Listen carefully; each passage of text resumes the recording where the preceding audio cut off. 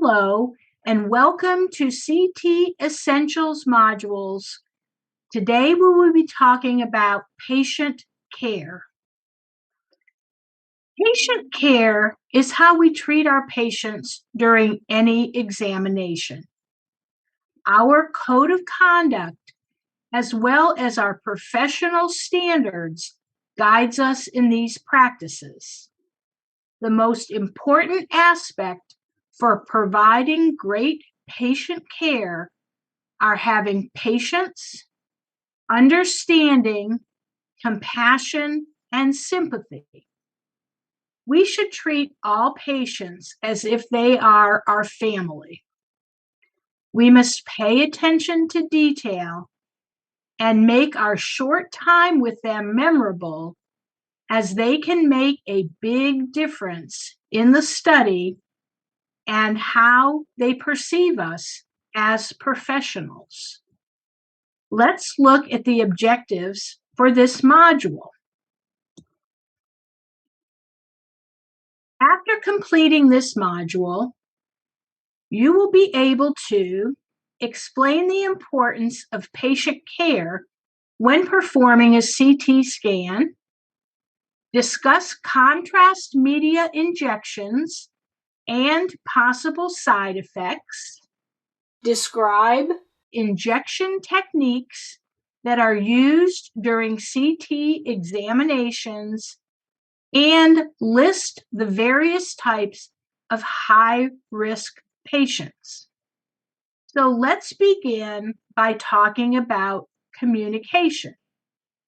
Patient care is the most important component of any CT examination. This includes communication with the patient, the procedures that are completed prior to starting an exam, during the exam, and finally, following the CT examination.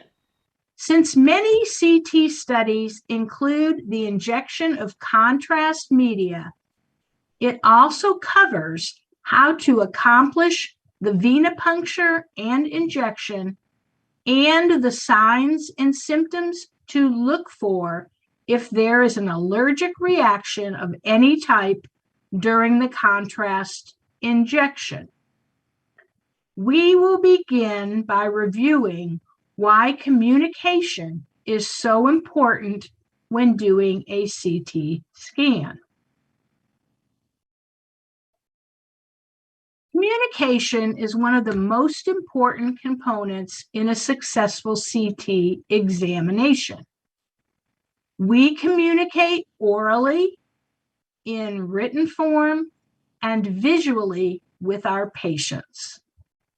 The most important step in the beginning is to positively identify our patient. It is important to explain the procedure to the patient and follow up with any questions they may ask. When obtaining patients' clinical history, it is important to note any allergies that they may have, especially if they are allergic to latex, iodine, contrast media, or seafood. The history of a patient's complaints allows the radiologist to pinpoint areas that may need further study. We also need to inquire about previously performed diagnostic examinations that were recently completed to make sure that no contrast media was used, which may interfere with the CT examination. You must make sure that the patient has had no barium studies in the past 3 to 4 days. Be sure to include a list of the patient's medications and the last time they took them. As a technologist, we have many different responsibilities before starting any procedure. Let us review the major steps in preparing for medical procedures, including CT scans, and discuss what we have previously learned and should be done prior to carrying out invasive procedures. We must use at least 2 identifiers before beginning a procedure. Asking the patient's name, reviewing their wrist ID band, checking their driver's license if they are an outpatient are some of the ways we can do this. Inquiring about their history of allergies and documenting these is very important, especially if contrast media is to be used. We must explain the procedure and answer any questions. Be sure to address any concerns they may have about pain. This will help to ensure the examination goes smoothly. And always remember to monitor your patient during the entire study. According to the Code of Medical Ethics, Opinion 2.1.1, informed consent to medical treatment is fundamental in both ethics and law. Patients have the right to receive information and ask questions about recommended treatments so that they can make well-considered decisions about their care. Successful communication in the patient-physician relationship fosters trust and supports shared decision-making. Medical lawsuits can be avoided in part by always ensuring that an informed consent is completed and witnessed. An informed consent form should always be written and signed prior to administering any contrast. During the procedure, it is important to observe your patient, especially if they are children. Often people are claustrophobic, and this causes stress, making it hard for them to lie still. Open CT scanners have been developed and are appropriate for people who are very claustrophobic. Claustrophobia is an anxiety disorder in which the sufferer has an irrational fear of having no escape or being closed in. When a person experiences this, they may also suffer a panic attack, which results in accelerated heart rate, sweating, and nausea. Claustrophobic patients may have difficulty lying still during a CT examination. Reassure your patient that you are just outside the room and can see them at all times.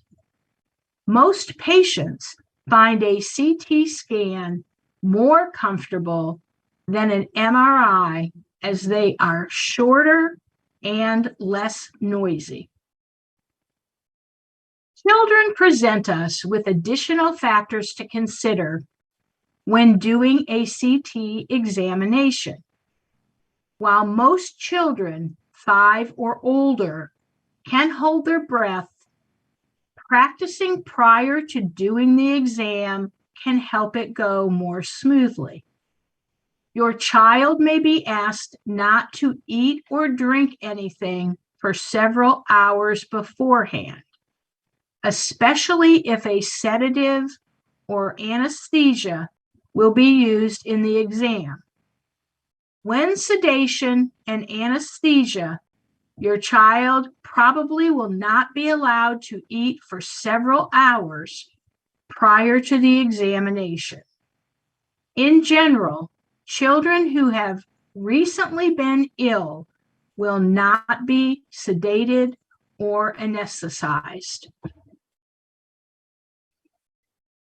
We have studied contrast media in our radiography programs extensively, and for most of us, we are familiar with using it to enhance the subject contrast in diagnostic and CT images. We will discuss radiation safety and its biological effects in Module 2. So let's look at the contraindications pertaining to diagnostic iodinated contrast agents. Contraindication is a condition or circumstance that would preclude the use of a CT scan with radiation or the use of a contrast agent.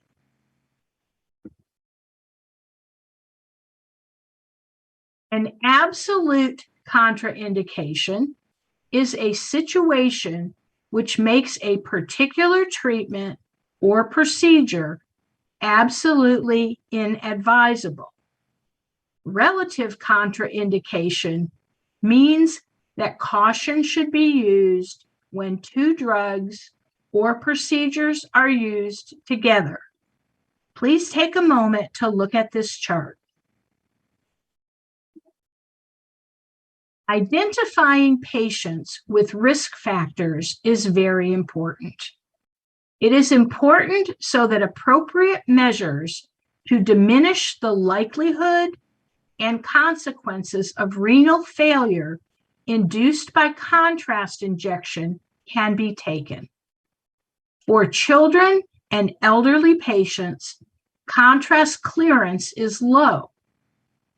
It is important to perform lab analysis prior to any injection of contrast media to verify that the renal failure will not be an issue. Certain patients are considered high risk and pose additional concerns when using contrast media.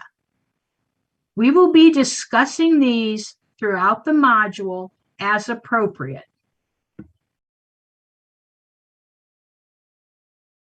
When radiographic contrast media are injected intravenously or intra-arterially, they pass from the vascular compartment through capillaries into the extracellular space.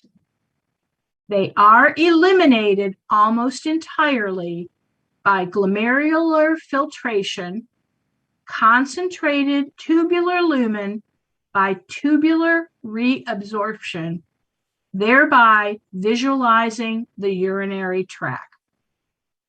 But measurement of creatinine clearance, as derived from a 24-hour urine collection, is a cumbersome, impractical, and inaccurate test. The estimated glomerular filtration rate, or EGFR, is more accurate and significantly easier to obtain.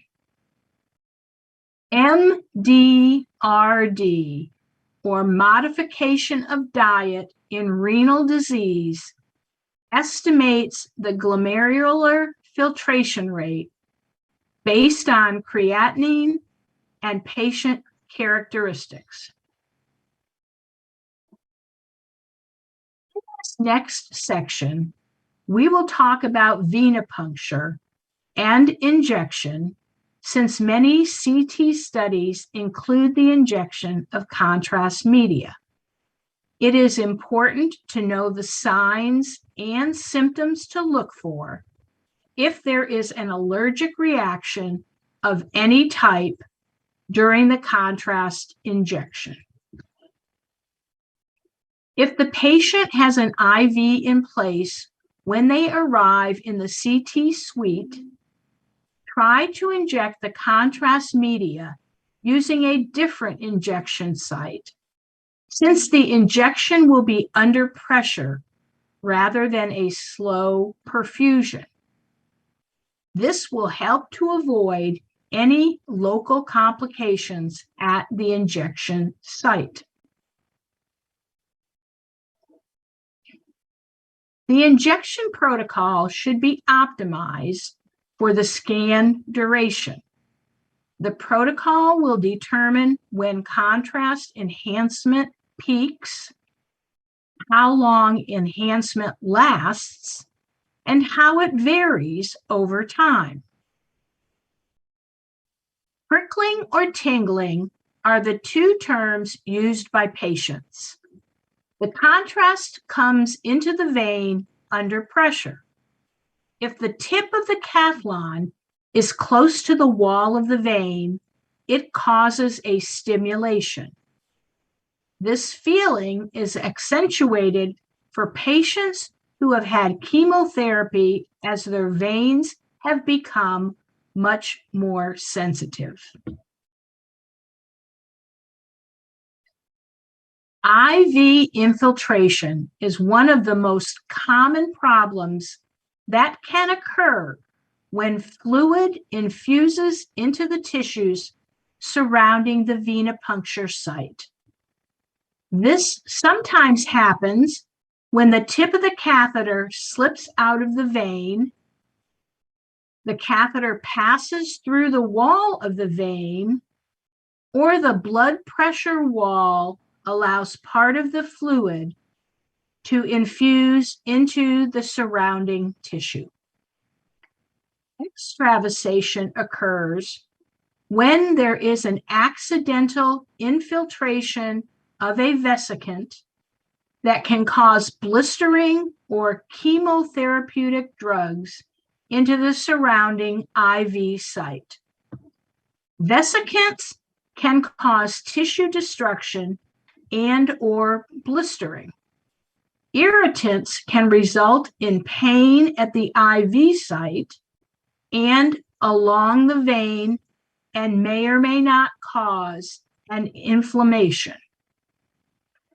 Extravasation can result in tissue sloughing, pain, loss of mobility in the extremity, and infection.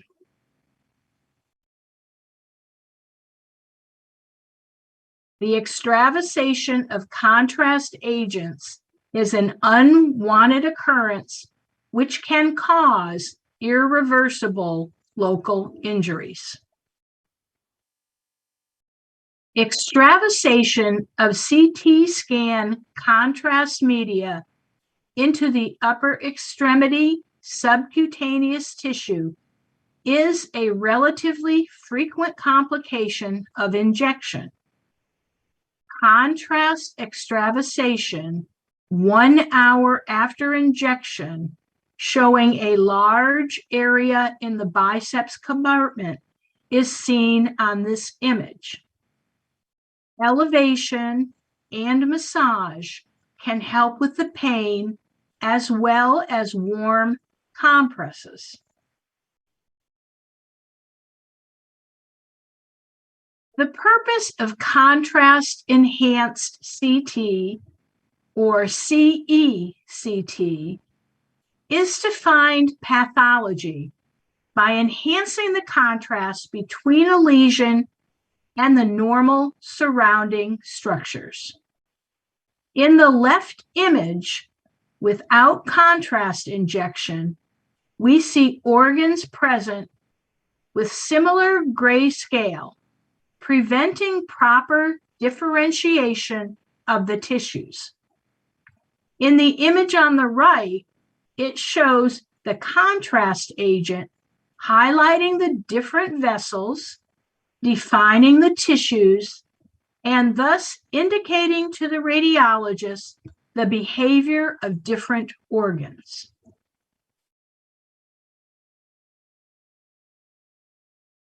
Non-enhanced CT is helpful in detecting calcifications, fat in tumors, fat stranding as seen in inflammation like appendicitis, diverticulitis, and omental infarction.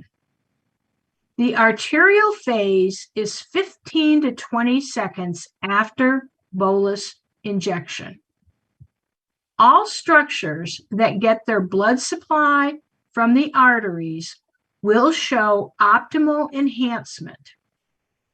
Hepatic or late portal phase will be seen 50 to 60 seconds after bolus injection. Although hepatic phase is the most accurate term, most people use the term late portal phase. In this phase, the liver parenchyma is enhanced through the blood supplied by the portal vein, and you should see already some enhancement of the hepatic veins. The delayed phase, which is usually 6 to 10 minutes after bolus, it's sometimes called the washout phase or equilibrium phase. There is a washout of contrast in all abdominal structures except for fibrotic tissue, because fibrotic tissue has a poor late washout and will become relatively dense compared to normal tissue.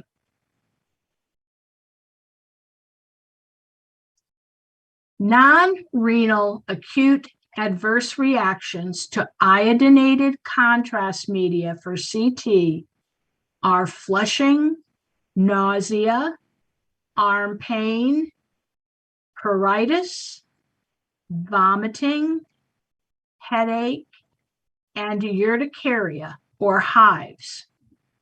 They are usually mild, of short duration, and generally require no specific treatment. Contrast-induced nephropathy and acute kidney injury are known as renal adverse reactions to CM. These and anaphylactic reactions are potentially severe and can lead to death. Patients may feel the first effects for the contrast agent approximately 30 seconds after the beginning of the injection. The peak sensations are usually felt after 50 seconds and in the complete portal phase. Then they slow down after 1 minute.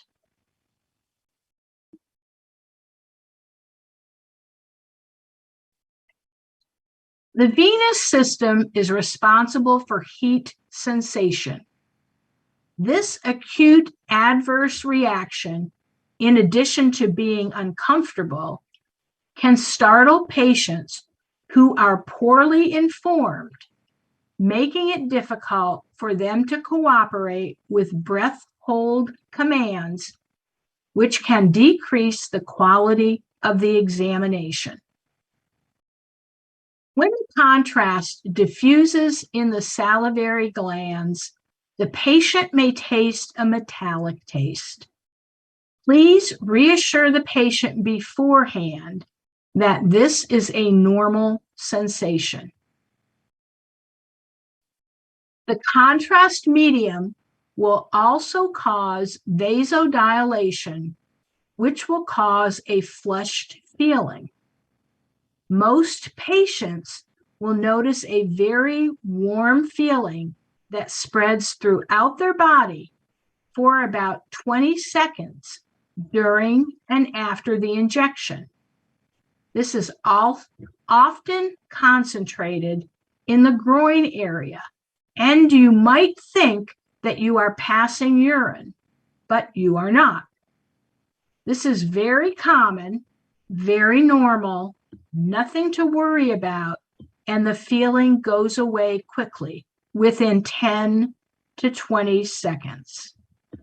The reason this makes people feel like they have urinated is because the area of your anatomy in the groin has a large blood supply, and the warm feeling is slightly amplified there. Half of the approximately 76 million computed tomography imaging examinations performed each year in the United States include the use of intravenous contrast agents. There are many categories of patients that we can consider high risk when discussing contrast media injections. Following an imaging exam with contrast material, the material is absorbed by the body or eliminated through urine or bowel movements. While serious allergic or other reactions to contrast materials are rare, radiology departments should be well equipped to deal with these. Let's look at those patients in the high risk category. Great care must be used when injecting iodinated contrast to certain patients. Contrast-induced nephropathy, otherwise known as deteriorated kidney function, as a result of iodine-based contrast, can have serious effects. Increased morbidity as well as mortality rates have been demonstrated in at-risk patients. Those patients include heart patients, diabetics, the elderly, and those with known poor renal function and abnormal lab values. Certain precautions should be taken with gravid or pregnant patients and lactating women. Clearance is considered to be the amount of liquid filtered out by the blood that gets processed by the kidneys. For kidneys, it is expressed in milliliters per minute. This animation shows the effect of contrast in healthy and unhealthy kidneys.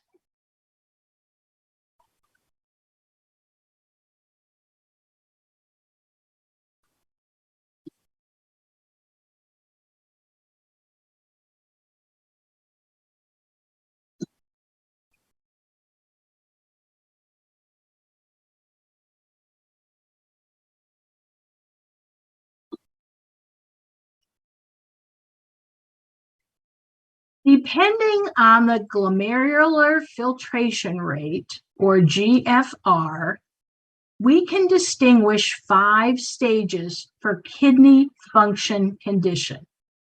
For children and elderly patients, the clearance is low. Therefore, it is very important to perform an analysis on a blood sample before injecting any contrast agent. CT examinations may be contraindicated in patients who are pregnant or suspected of being pregnant, unless the procedure benefits outweigh the risks to the mother and the fetus. When possible, an ultrasound should be used. If not possible, or in the case of trauma, a CT scan can be performed with the fewest slices and the lowest doses possible to reduce fetal dose. Always consult a radiologist prior to doing the examination on a gravid patient.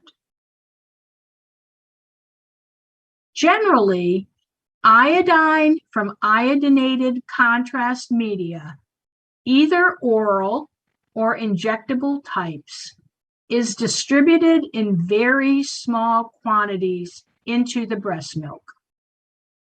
Based on kinetic studies, it is unlikely that these agents will reach therapeutic levels in breast milk, and no adverse effects in infants have been observed following maternal use of iodinated contrast agents. Both the American Academy of Pediatrics, the AAP, and the American College of Radiology, ACR, consider that the use of iodinated contrast media is compatible with breastfeeding.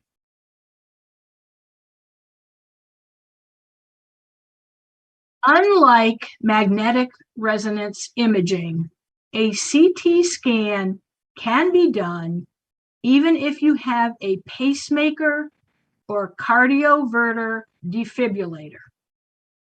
Although it is possible that CT X-rays directly irradiating the electronics of implantable pacemakers or ICDs can cause electronic interference, the probability that this interference can cause clinically significant adverse events is very low.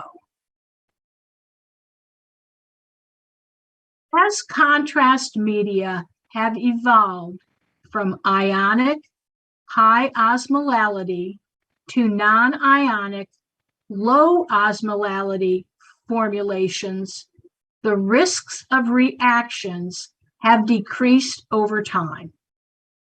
However, no pre-treatment protocol has been shown to eliminate all repeat reactions. Clinical alertness and early recognition of adverse reactions is of paramount importance and key for appropriate management of these patients. Adverse reactions occur without warning. They can come in many different forms. Adverse contrast reactions are typically divided into two categories: immediate reactions and delayed reactions. Immediate reactions occur less than 1 hour after contrast administration, while delayed reactions occur 1 hour to 7 days after contrast administration. Let's take a look at some of the reactions we need to be aware of when dealing with contrast media in patients. Allergy symptoms may appear within minutes and progress to more serious symptoms, including itching of the eyes or face. Varying degrees of swelling of the mouth, tongue, throat can make breathing and swallowing more difficult. Other symptoms include hives or urticaria, abdominal pain and cramps, vomiting, uncontrolled diarrhea, and mental confusion or dizziness. Let's next take a look at urticaria. There are two basic types of contrast media that are used for most radiologic studies: ionic, high osmolality contrast, and non-ionic, low osmolality contrast media. The latter has become the preferred form of IV contrast in recent years, given its better safety record, especially for women who are breastfeeding. Urticaria, also known as hives, is an outbreak of swollen, pale red bumps or plaques on the skin that appear suddenly as a result of the body's reaction to the contrast media used in certain CT examinations. Reactions to contrast media are not a true allergy, but rather a pseudo-allergy in nature, meaning that there is no allergic antibody present that causes the reaction. Rather, contrast media act to directly release histamine and other chemicals from the mast cells. The iodine concentration has an effect on the severity of the adverse reactions. The higher the iodine concentration, the greater the risk of an adverse reaction.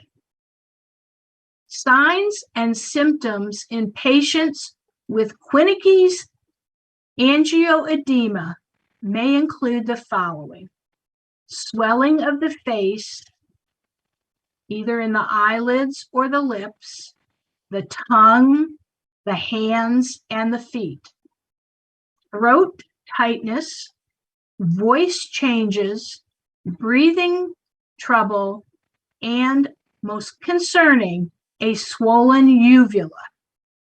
While rare, this can prevent the patient from breathing and is considered dangerous. Let's look at the most serious reactions to contrast media to be aware of.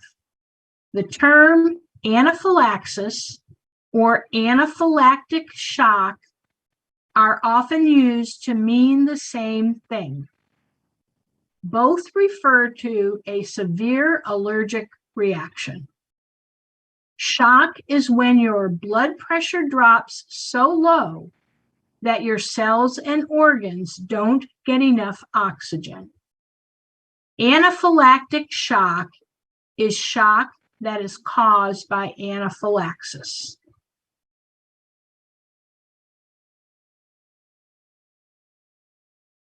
The most important prophylactic measure is hydration. Prior to the day of an exam, all patients should be encouraged to have oral hydration, which should include water. After the examination, you should drink at least 5 8-ounce glasses of water, or at least until the urine looks clear. This will help flush the contrast medicine from your body when the test is completed. We hope you have learned something new and, at the very least, renewed your learning from past courses. Module 2 in this series will discuss patient and radiation safety. Prior to taking the examination, please reread the module objectives to verify that you have no additional questions to review. Thank you for using CT Essentials for your continuing education information. Thanks for watching.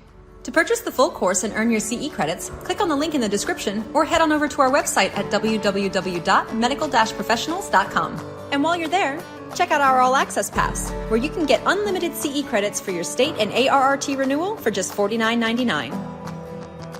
We also offer a host of free resources to make it easier than ever for radiologic technologists like you to achieve excellence. Check out our free radiology CE webinars, clinical reference guides, and free CE courses on our website today. Be more than just certified. Choose medical professionals.